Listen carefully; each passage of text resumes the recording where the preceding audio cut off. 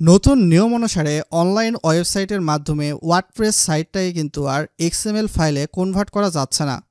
এরই প্রেক্ষাপটে আপনি কিভাবে আপনার ওয়ার্ডপ্রেস সাইটটাকে ব্লগার সাইটে নিয়ে যাবেন, ফাইলগুলো, সেটি পোস্ট হতে পারে কিংবা বিভিন্ন ক্ষেত্রে দেখা যেতে পারে আপনার পেজ হতে পারে।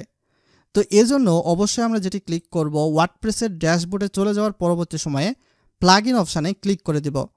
তো যখনই আমাদের প্লাগইন অপশানে ক্লিক করে দেওয়া হবে, উপরের দিকে নিউ অ্যাড নামক একটা বাটন রয়েছে।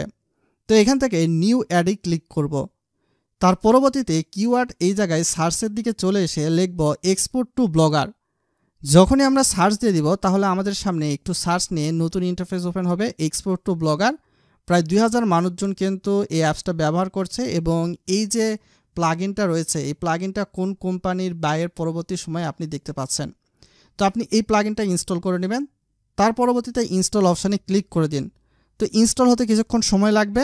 তো সেক্ষেত্রে ভিডিওটা লাইক করে চ্যানেলটাতে সাবস্ক্রাইব করে কাজটা আপনি একটা সংক্ষেপে রাখতে পারেন।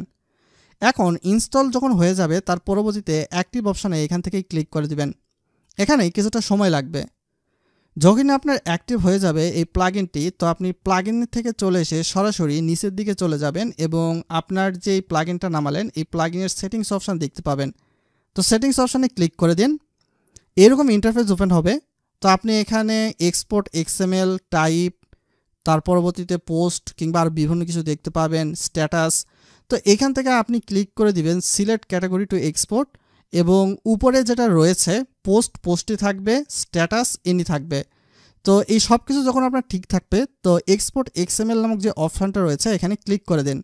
তো তাহলে কিন্তু আপনার যে ফাইলটা রয়েছে এই ফাইলটা কিন্তু অটোমেটিকভাবে ডাউনলোড হয়ে যাবে।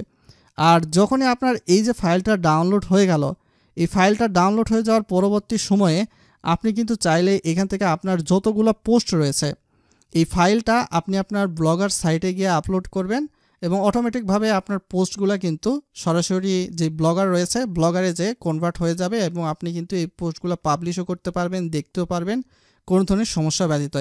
তবে এক্ষেত্রে ট্যাগ এবং ছবি যেগুলো রয়েছে সেগুলো কিন্তু অনেক সময় পার হয় না ব্লগার সাইটে আপলোড করার পরবর্তী সময়ে। এই জিনিসগুলো একটু নজরে রাখবেন। আশা করি বুঝতে পেরেছেন।